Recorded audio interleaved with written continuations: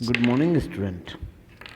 Twelfth class student, organic chemistry में जैसा कि आप लोग जानते हो कि हम इस समय एल्किल हैलाइड्स और हेलो एरीन्स की स्टडी कर रहे हैं। तो उसी क्रम में आज हम लोग प्रीवियस वीडियो में हम लोगों ने देखा था प्रिपरेशन ऑफ हेलो एरीन्स।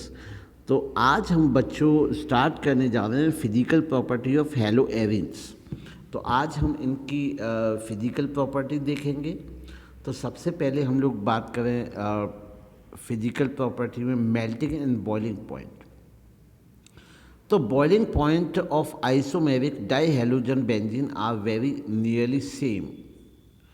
तो जो बॉइलिंग पॉइंट होता है आइसोमेरिक डाईहेलोजन्स का वो लगभग समान होता है। However para isomers have higher melting point as compare to ortho and meta. तो अगर हम बात करें तो मैं बताऊं कि जो पैरा आइसोमर्स होते हैं, जैसे हम लोग जानते हैं कि जो पैरा पोजीशन होती है ये आपकी ऑर्थो पोजीशन है, ये आपकी मेटा पोजीशन है। ये जो पैरा पोजीशन जो आपके पैरा डेरिवेटिव्स होते हैं उनके जो मेल्टिंग पॉइंट्स होते हैं वो ज़्यादा होते हैं than compare to ortho and Meta.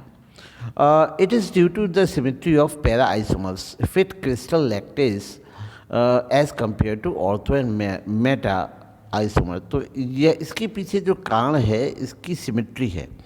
इसकी सिमेट्री ये आपका ये पैरा पोजीशन है और ये आपके जो ऑर्थो और ये ऑर्थो पोजीशन है, ये आपके जो मेटा पोजीशन है, इन दोनों सिमेट्री के से ज़्यादा ये जो पैरासिमेट्री होती है पैरासिमेट्रिकली एकदम क्रिस्टल में फिट हो जाती है। इसकी लैक्टिस अच्छी होती है, इसके कारण इसको डिसोसिएट करने में टाइम लगता है। इसके कारण इनके जो मेल्टिंग पॉइंट होते हैं वो ज़्यादा होते हैं। Nature of CX bond, the CX bond is apolar, is more electronegativity than the carbon. The carbon is the partial positive charge, whereas the halogen is slightly negative charge because of shear pair of electron is moves toward the halogen atoms.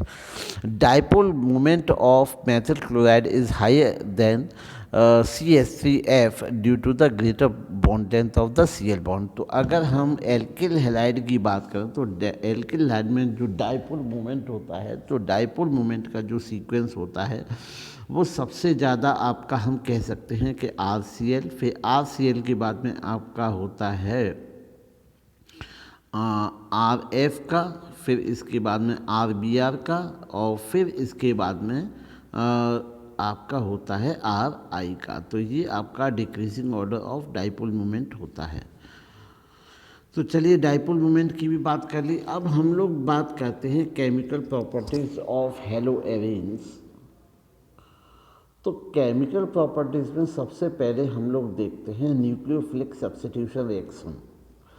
तो aryl halide are extremely less reactive towards the nucleophilic substitution due to the following reason. जो aryl halides होते हैं, alkyl halide नहीं, aryl halide, अर्थात जो benzene ring के साथ halide जुड़ी होती हैं एरिल हैलाइड कहलाती हैं। जो एरिल हैलाइड जो होती हैं वो लेस रिएक्टिव होती हैं। कुछ इसके पीछे के जो कारण हैं वो निम्नलिखित हैं। सबसे पहले हम बात करेंगे रेजोनेंस इफेक्ट। तो in aryl halide CX bond is acquire partial double bond character due to resonance.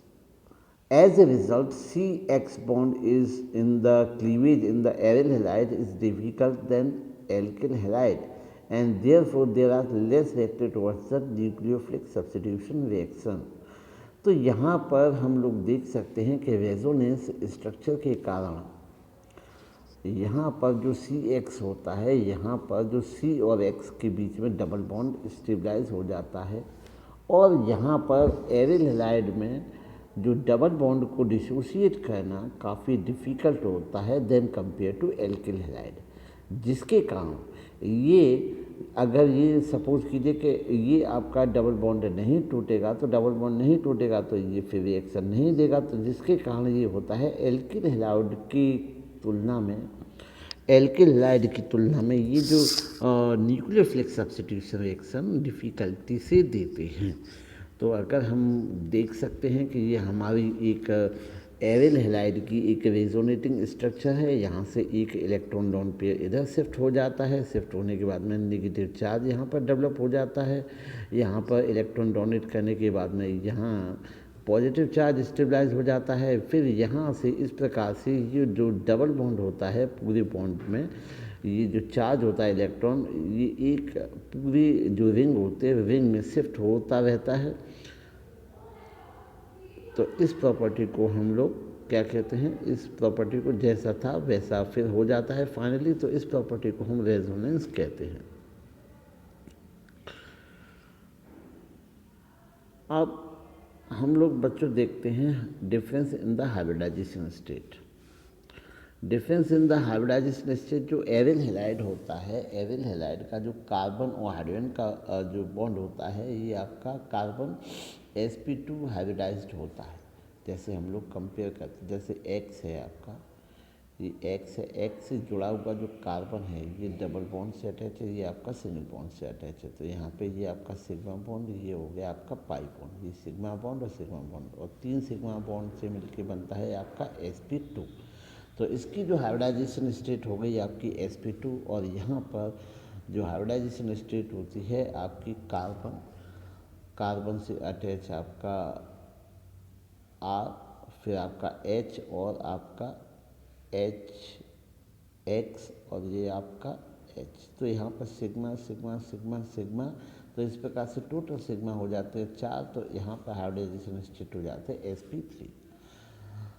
Instability of phenyl cations. In this case, haloarenes and phenyl ionization will not be stabilized by the resonance।